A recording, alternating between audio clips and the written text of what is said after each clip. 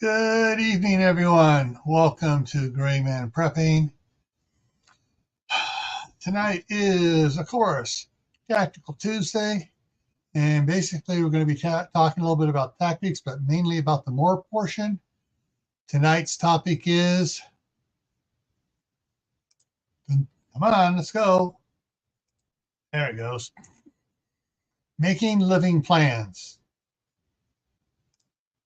And how's everybody doing out there? Let me bring up the comments and see who else is here. First one in earlier today was Uncle Al, Die Bullfrog 79. Then Shadow Scout Swede came in, Phelan Clan Wolf, Kalen Strain, Howie, Food Forest Permaculture's in here, and Susan Delay's here. And that's the only ones making comments right now. Okay.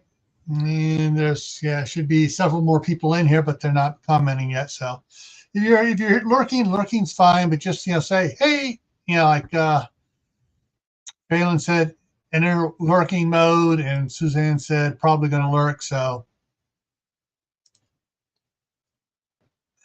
anyways, just for keep the analytics honest with YouTube, hit the thumbs up and say something.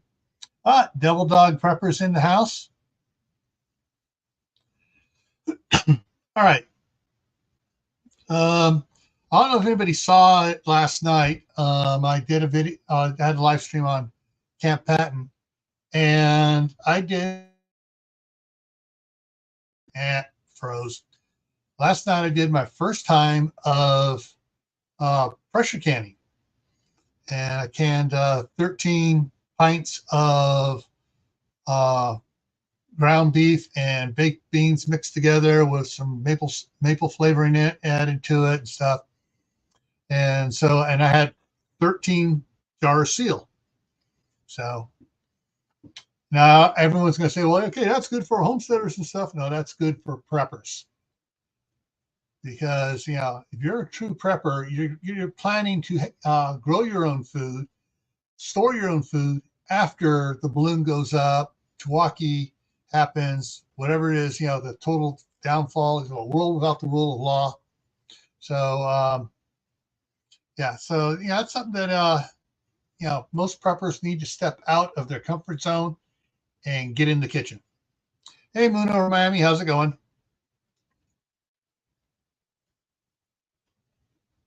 Yeah, I got 4 or 5 10-pound chugs of hamburger out in the chest freezer out in the shop. So I'm thinking about possibly making some meatloaf and canning them in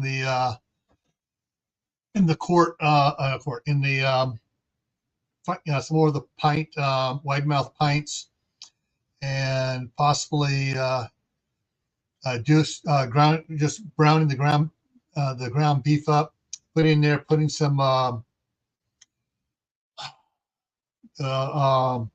bouillon in on it, and then canning those, because that's the basis for a real good start meal right there. You have the ground beef with the bouillon in it. You take it out, drop it in a pan, start adding the flour and the cornstarch to make your gravy.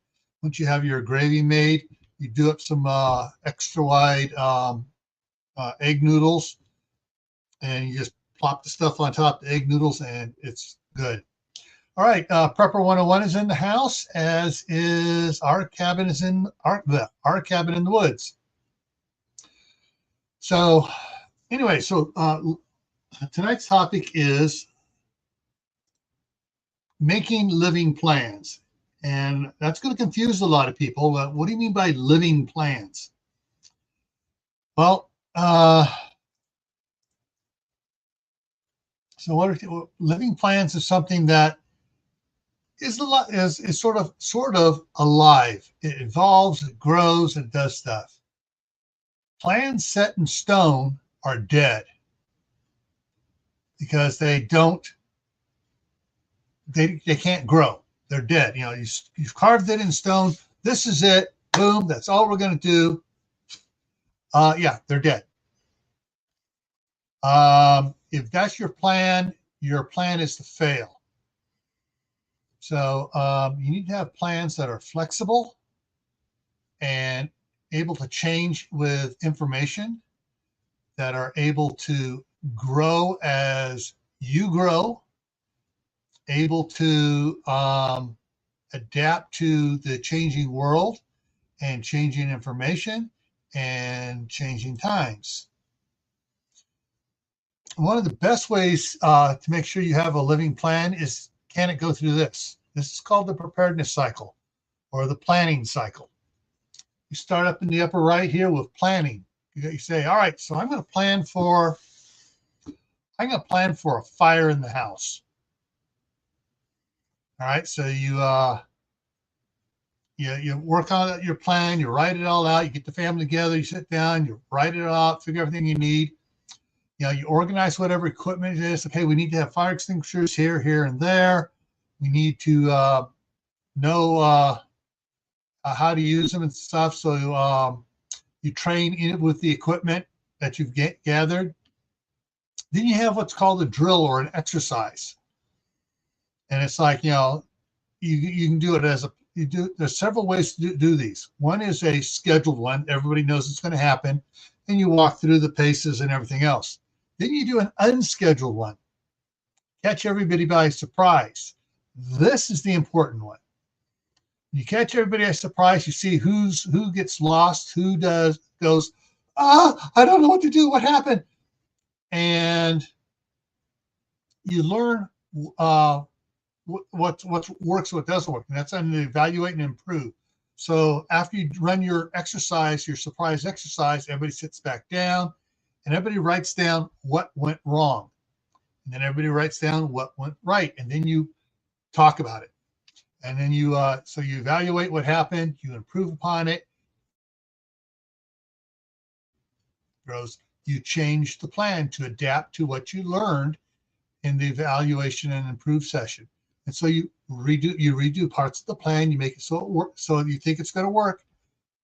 And if there's any you need to organize things a little bit differently, change stuff around, you do that there. You make sure you're training with any new equipment, maintain training with old equipment, and then you run an exercise again.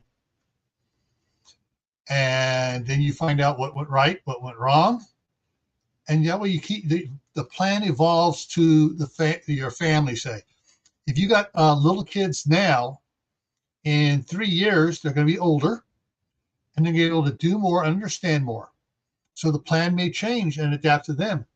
And then a couple of years later, oh, we got another baby. Now you got another little one. Now you need to adapt the plan to your changing life. Hey, Kimberly, how's it going? Yeah. Hey, CD's in the house. Okay, I'm not going to yell it. What else we got? Who else we got coming in here? Barry's here. Storms, radios, and cats.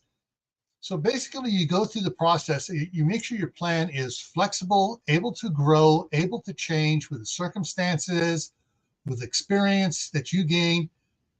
So you make the plan work the best.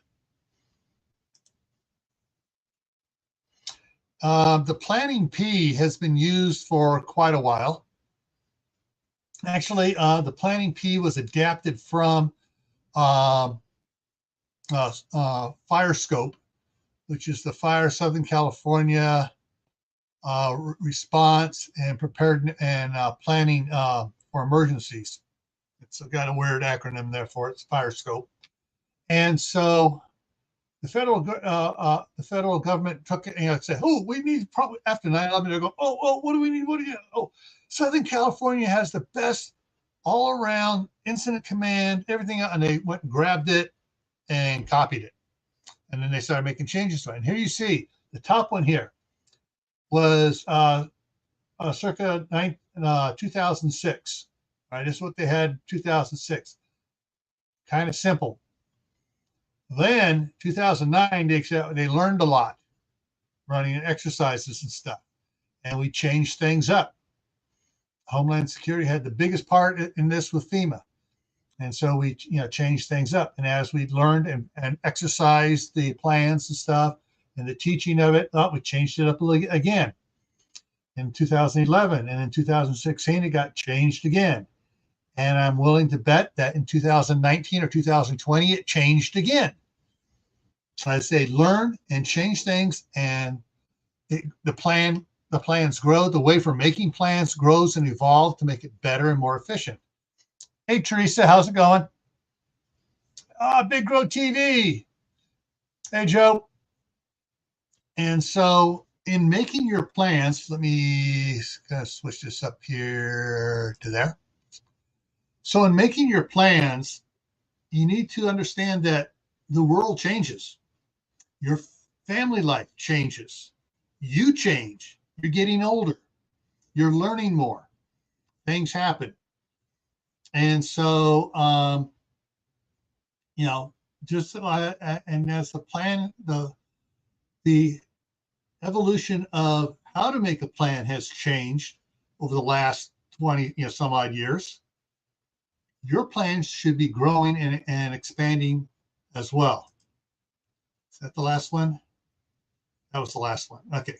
Just want to make sure I didn't forget from when I put this together. So what sort of plans do you need to do?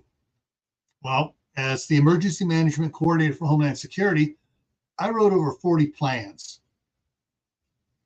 And I tested them and reworked them and tested them and reworked them and tested them. Over like 15 years, that's what I did. So what are some of those plans? Well, earthquakes, building fires, urban fires, wildfires, floods, droughts, excessive heat, winter storms, hurricanes, tornadoes, hazmat spills. Just trying to keep off the top of my head here, just having a brain fire about all the 40 different plans I went through. Kidnappings, hijackings, train derailments, aircraft, ship hijackings, train hijackings, bus hijackings. I wrote plans for just about, over 40 plans, and we tested them out, and we brought other agencies in, like the railway, the National Railroad. I can't remember the name of the agency now. We brought them in, teamed them up with TSA's rail inspectors, and had them go out and test some of the plans, figure out what worked, what didn't work, and then got together and rebuilt the plan. We had something that we think works pretty good. When I left, we finished doing the last change up on it in 2017. Prairie Riders here, woohoo! But things, it's like, all right, in the plans there are sub plans. Simple plan that everybody should count on. The car breaks down. Do you have a plan for what to do if the car breaks down? Other than let's see, I hope the cell phone works and I'm calling AAA. What if it breaks down and you're out somewhere, out hunting or whatever? AAA is not going to be able to get up, figure out where to get up to get to you. How are you going to get home? And how are you going to get the vehicle home later on? So you need to figure out plans for it. And as you go out and do stuff, you need to figure out how it's going to work. Right now, Corsair Trainers, I think he's on part 5 of the big plan part B, which is evacuation, bugging out. And one of the things that he's been talking about, and I've been commenting on there, and then also again with Modern Refugees talking about plan. He did a video on plans. And I commented on his too, but the problem is people need to realize plans are living. And I've listed a bunch of stuff on there, but saying it's all right. If you have to evacuate from your house due to a wildfire, This is not a I'm bugging out because there's the government has failed and the bad guys are running wild and everything. This is just something simple. A wildfire is moving in, burning close to the subdivision where you're at, and you need to get out of there. So where do you go? Got to have that in the plan. What route are you going to take? Oh, what happens if there's a big accident? Everybody else is taking that same route. There's a big accident, and that route is now blocked. What's your backup route? These are things you learn in setting up your plan and practicing it. And when you're doing like your evacuation route, you do it, make a day trip, you're going to go out there, whatever, and you look for everything on the way that could go wrong. And everybody takes notes, and everybody gets together and say, all right, this could have gone wrong there, and there. This is probably not the best route to take as our primary route, because it's probably going to be one that's all congested. So we need to plan a different route for our primary route. And you work on that and you practice that one. And you have to figure out, okay, if that one, if something happens there, what other way are we going to do? So thank you, CR. That's what Steve was saying in his. And so you want to know what that is? Go back and look at Steve's third or second video of the bug out series there. Planning for bug outs and stuff. You need to watch the whole series. It's good for you. So you need to figure out what you're going to need, what routes you're going to need to take. Oh, what are you taking with you? Does your plan include what are you taking with you? Well, when my wife and I were married about 10 years or so, it was like, okay, we're going to need diapers and pull-ups and, because we had little kids with us. Well, the littlest kid now is 24, so we don't need diapers anymore. I hope not. We don't need pull-ups. We don't need to have the little juice boxes. We don't need all the stuff like that. So our evacuation plan has changed over time. When our daughter went off to college, okay, she's no longer here. All right, set her aside out because she's going to be up there staying at college for the next 3 years or 4 years. We're not going to have her at home to be dealing with that. And then she got married at college. So yeah. So that totally removed her off that little section we were keeping there in case when she came back. Well, that went totally by the wayside. And so the plan has to change due to the changing of the dynamics of the family and our own lives. So, hey, Jay, how's it going? And so that's one of the things you need to consider is, things change. Back in Martinez, where my wife is at, they're working on the highway interchanges there. And unless you're there all the time, you could go, if you don't show up there and you're coming there expecting the off-ramp to be here, and all of a sudden it's no longer there, and you realize, wait a minute, it was a half mile back there. They built a separate off-ramp around, temporary off-ramp around. So, things can change on you, and, the route you want to take may be changing due to construction. And the same thing goes for any other type of plan you want to work on. How to deal with fires at the house, flooding, excessive snow. Well, example here, with all the snow we get here, which is not a lot, but sometimes we get and then we have a bunch of snow there, and for 2 weeks we won't get any more snow, and it slowly melts away. But the patio there, getting out there and trying to keep it clean and stuff. Well, hey, I changed all that. I put up a cover over it so I don't have to get out there and shovel the snow off there. So now I just need to worry about the gutters, where I was worrying about the gutters, making sure I go out there and turn on the heat tape and stuff like that when we get excessive snow, and make sure that the drain pipe, the gutters are kept clean, the drain pipes are kept clean. make sure other stuff's not building up so we don't have a problem from the snow.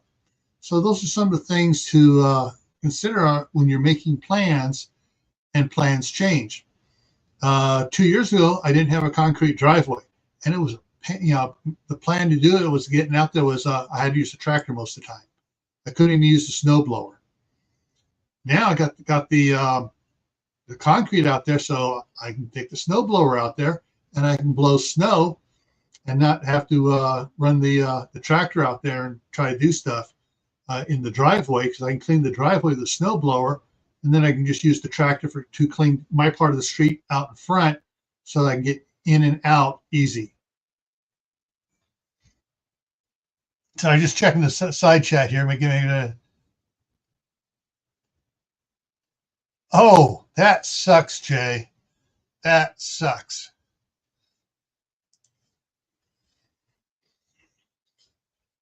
Yeah, and see, there's something right there. If you had a plan for your food storage, I'm going to go out and I'm going to get myself a deer every year. Jay didn't get a deer. Oh, he has to change his food storage plan.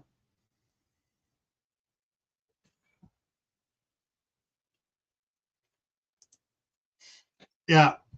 What was the movie? I just watched a movie, and one of the bad guys was talking to one of the other bad guys, and they're talking about stuff, and he goes, "Assumption is the mother of all screw ups." It was like, you assumed I know what it was.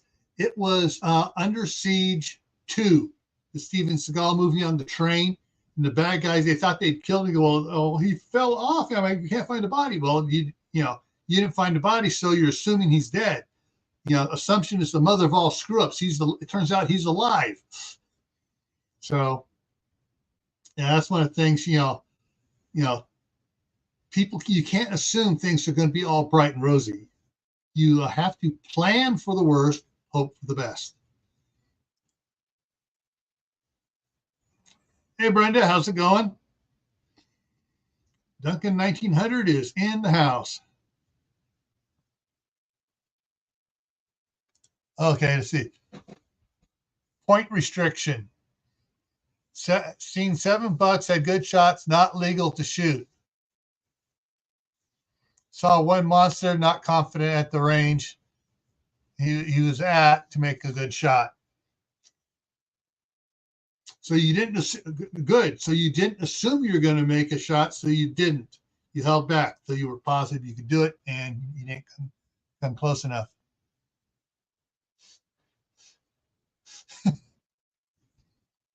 Yeah. So when you're planning for, also when making your plans, do you have to make 40 some odd plans like I did at DHS? No, you don't. Because if you're up here in Idaho, you don't have to worry about a hurricane or a tsunami. So tsunami was one of the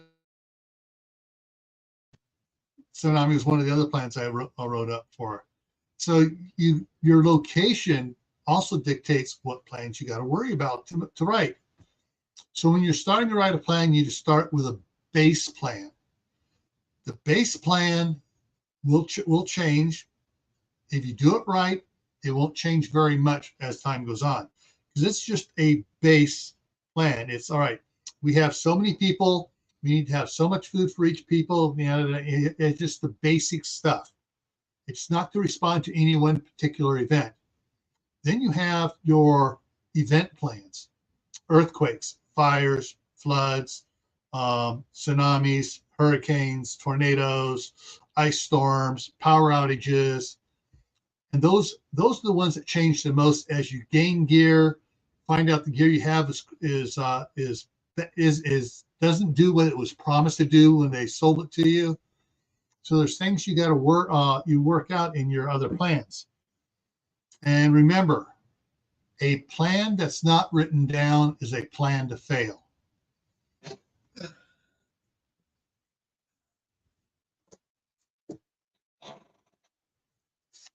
Plans. Write them down, put them in a binder, loose leaf. So as you need to change a page, you can take that page out, insert a new page with the changes in it.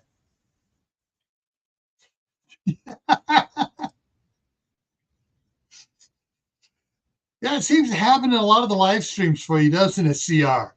You come in there thinking we're going to talk about one thing. Next thing you know, we're talking about food.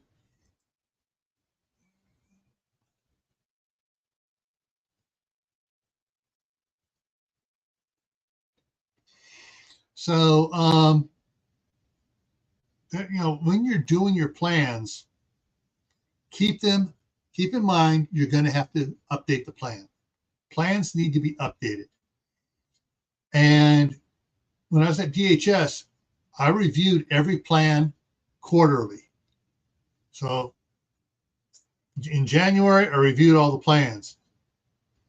In April, I reviewed all the plans. In August, I reviewed or in June, I reviewed all the plans. In October, I reviewed all the plans. And as things changed and stuff, as we found out, okay, the MREs that GSA said we could get are crap, and no one likes them and eats them, and they cost too much, and we can get some other ones here. Then I had to push all sorts of paperwork to get them to change the plans for our backup food stuff to something else, and that was fun. But we got them to change it, and we went to freeze-dried food, which has a lot longer shelf life and a lot better temperature variable range on it before it ruined the food.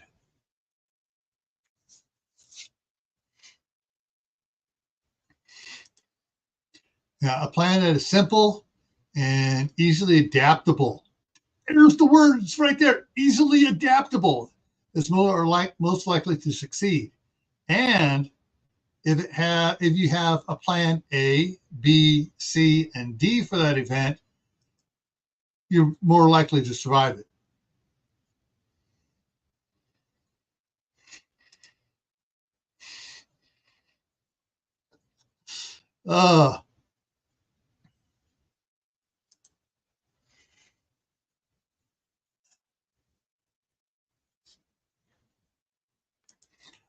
No, we sent all those MREs we had to the Coast Guard.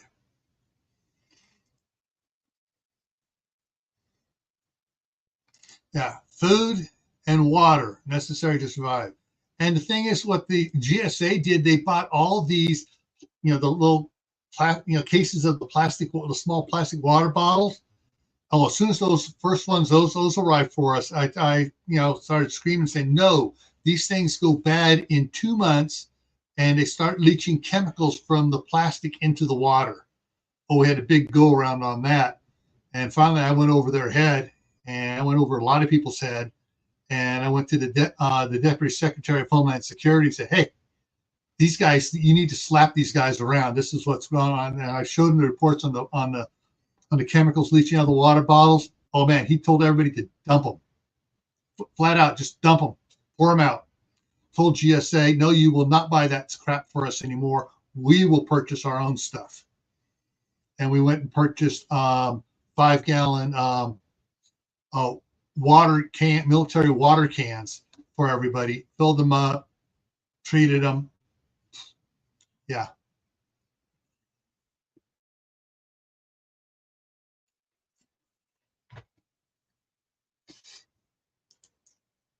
All right, plans A, B, and C are all right. They are basically addendums. Hey, Aiden here. So, like I was talking about earlier with the evacuation plan, routes. If Route A isn't working, you need to have Route B planned, Route C planned, and Route D planned, or more different ways to get to someplace. If you need to evacuate due to a fire, destinations. Plan A, Plan B, and Plan C. What destination are you going to go to? And then you need to figure out, okay, we're going to go this way. But if the wind is blowing the fire this way, then we need to go that way, or we may need to go south. So you need to figure out what it is. So that's what the variant plans need to be able to incorporate and deal with changes in it. Um,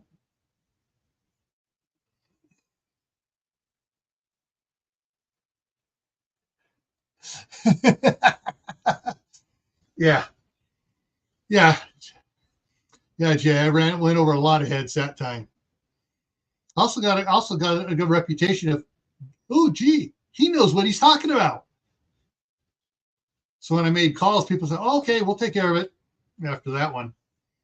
Um, one of the things that you need to consider in making your plans is outside influences. Oh, we have a winter storm coming on and we're getting excessive snow. So you have your plans for that. But then you also need to pull out and dust off the flooding plan. Because if all that snow, if you also you get a heat wave blast and all that snow melts at once, you're going to have flooding. So you need to be ready for that. So you could look at this event. What could be the side effects of this plan? Especially, this event. So if this event takes a left-hand turn, what's going to happen to us? Or if it expands, what's going to happen? So you need to be on when you're doing plans. I know it sounds like a lot of work, but you just work on a little at a time and you get stuff going. You work on your base plan. You work on the most likely scenarios to happen in your area. So if you're in Hawaii, you're going to work on your base plan, your hurricane plan, your excessive heat plan, and if you garden and stuff, you're going to have a plan to deal with the freezes that come through every several years. Because it happens. They get freezes down in Florida. They've lost orange crops. I don't know how many years that people, oh no, the Florida orange crop is taking major hits. Because they get freezes down there in Florida.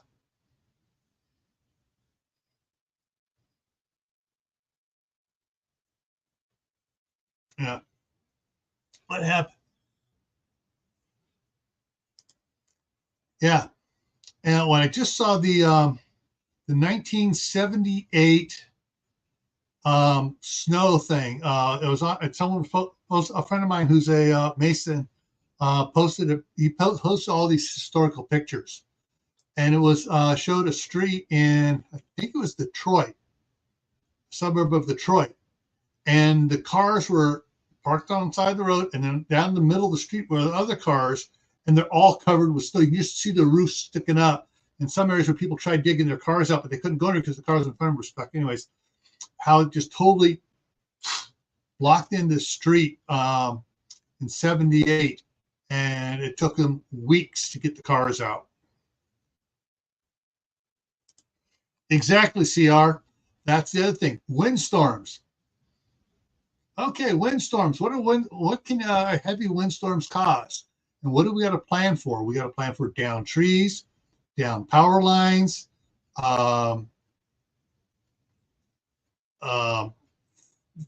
people's trampolines blowing out into the street and being left there, garden sheds that aren't anchored down, the plastic garden sheds you get at Costco and Sam's Club, and stuff blowing out into the streets and stuff.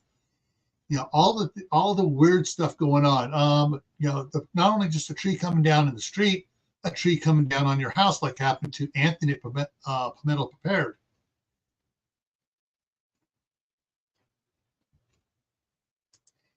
Yeah, your house was built crappy and the roof comes off. So, or just some of the shingles start blowing off. Now you're getting rain coming down, where the shingles were. So that's another thing to worry about. Yeah. So yeah, here's where to go. There it goes. Roofs being shredded, debris being blown into windows. Yeah. So these are all things in your area. If you get high winds, you need to worry about planning for. Now, talking about high winds and Florida and hurricanes, one of the things that used to tick me off so bad when I worked at DHS was all these people would buy all this plywood, put it on their windows for the hurricane season and then get rid of it and have to buy it all again the following year. Excuse me, folks. If you buy the plywood, you cut it to fit your windows, mark on it which window that is for, and store it somewhere on your property where you can use it again the next year, so you're not spending that money again and jacking up the prices for everybody on the West Coast, because they pulled all the plywood from the West Coast and shipped it to the East Coast because of the hurricanes.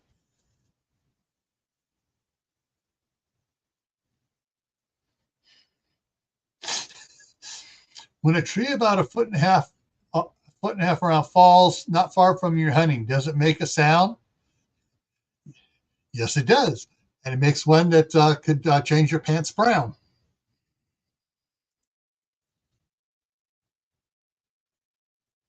Yeah, exactly. I mean, I can't believe what, because these people would always do it. And so, yeah, and that's the thing is, if you're planning to have stuff like that, plan on a place to store it as well, and how you're going to store it, how you're going to mark it, how you're going to make it removable and put back on again, so you can use it year after year after year if you're in hurricane country.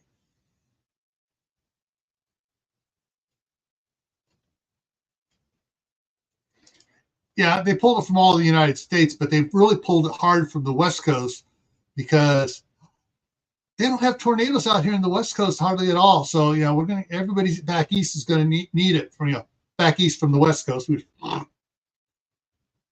But yeah, so there's you got to also plan on during disasters, supplies that I'll just go and get these supplies. Let when it happens, they ain't going to be around.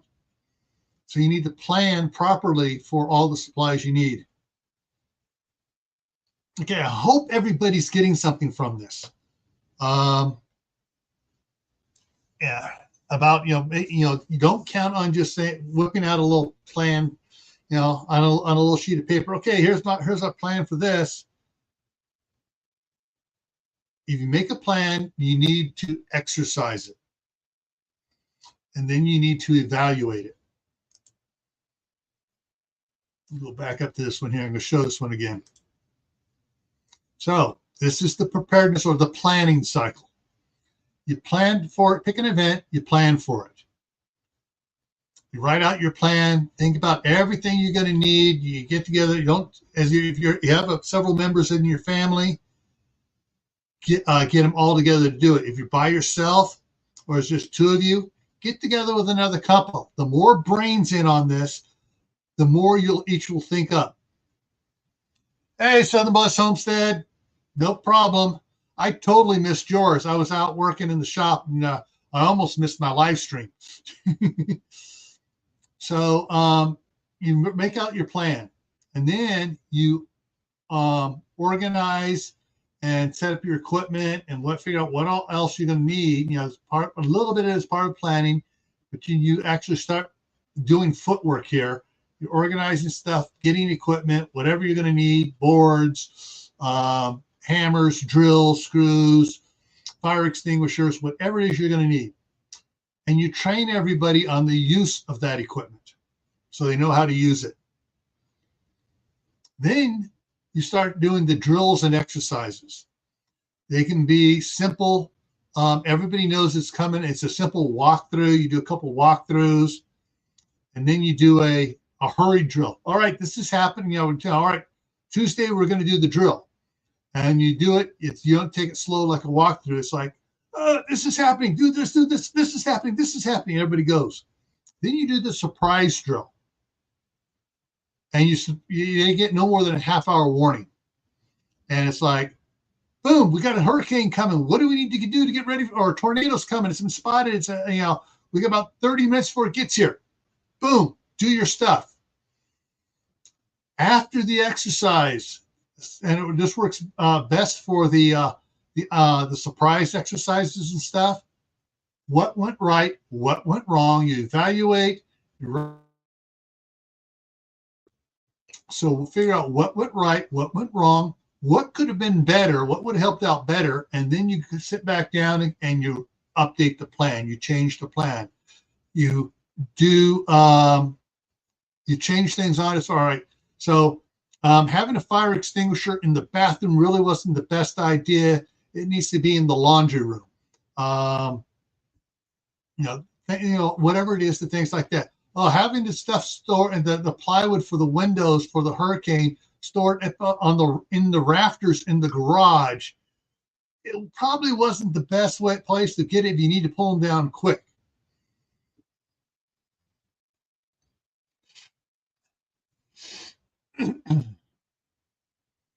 Yeah, you can do pop quizzes, and it's one of the things. You sit around the table. Okay, this happens. What do you do? And you'd be surprised the deer in the headlight looks you get from some people. And basically, so once you do an exercise and you change the plan, change where equipment is, figure out where stuff is, change that there, train again on the new locations. Then you do another exercise. Then you evaluate it. And when you can go through the cycle and nothing is wrong and everything works perfect, you're done, right? You can put it on a schedule to revisit it. It may be once every 6 months. It may be once a quarter. It may be once a year, especially if that particular thing can be used in part with another exercise, like evacuating the house. We're evacuating the house because it caught fire. We're evacuating the house because the water pipes froze and all broke and water spraying everywhere, and we need to get out of the house.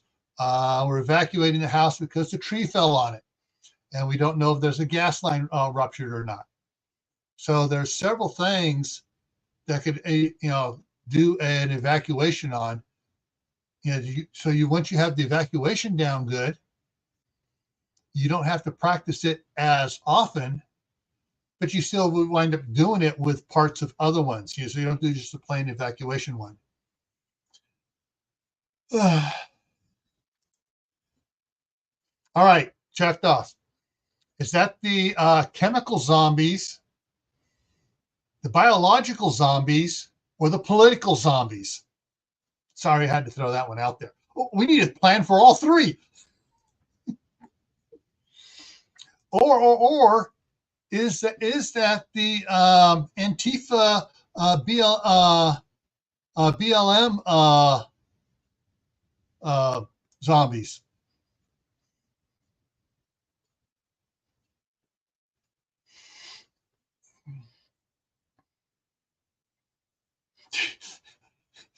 Check scramble areas or where one can sprint. Never can tell. Never can tell. 28 days later. Oh, the vampire zombies. I think that was the vampire ones. Yeah, exactly. Be prepared to change plans. Good. You guys are getting it. Be flexible and adaptive. And that's the whole thing. I think I want to get out to everybody here is that, you can't have it. It can't be, and we go back up here. You can't have it written in stone because plans set in stone are dead. They're not going to help you. They're going to make you, because basically, I got the plan. It's set in stone. Boom. We practice it once. We're good. And you forget about it. People change. Situations changes. And you go to do that plan and it doesn't work. Even because things have changed, you've changed, situations changed. So, yeah.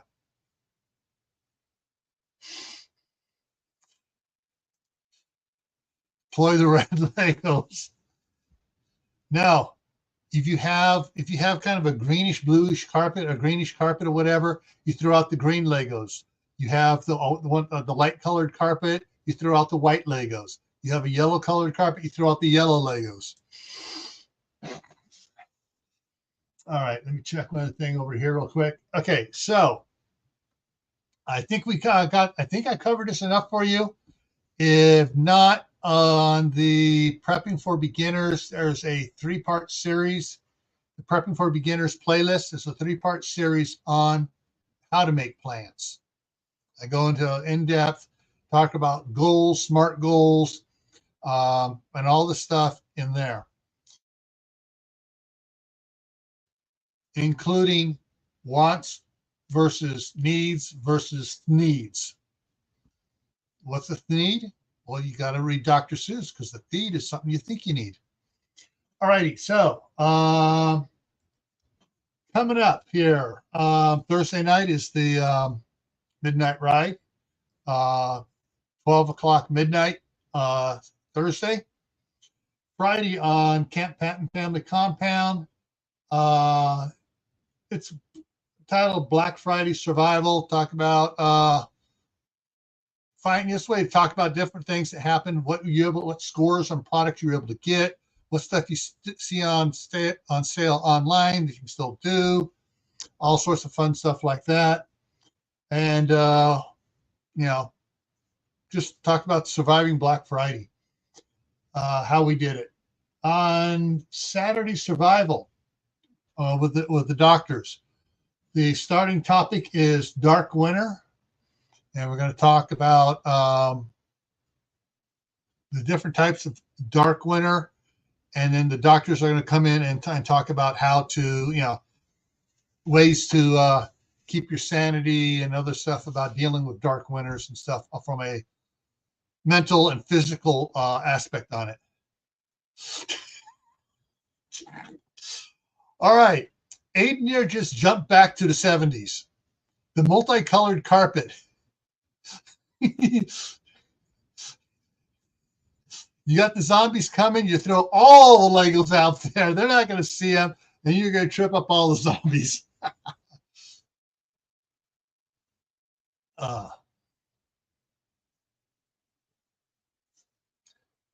Yes, not only just you prioritize which events are most likely in your area. You can look at historical, what has happened often, like California, earthquakes, wildfires, protesters.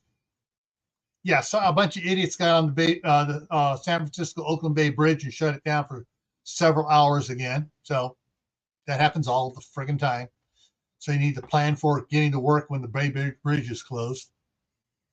But yeah, so yeah, you prioritize what events are most likely. Florida, hurricanes, the Rocky Mountains, snow, California, earthquakes, fires, New York, snowstorms, water, part of the hurricanes coming up there, and homeless people crapping in the subway. Hey, Suladine, how's it going? All right, good night, Our Cabin in the Woods. So and then next Monday is Tammy and I are going to be talking about 1-jar meals. And we hope all of you have some recipes of some 1-jar meals that and ideas for 1-jar meals that you can share. And we'll be sharing a bunch of that stuff, information back and forth on Monday. Next Tuesday here, are your preps warm? That's all I'm going to say about what it's about. Are your preps warm? All right, everyone. Thank you all for coming in.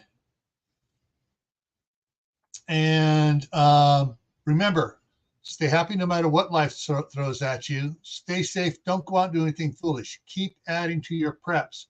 Water, food, medicine, clothing, and add a skill. Learn a new skill to be viable if society collapses. All right? See you around. Take care.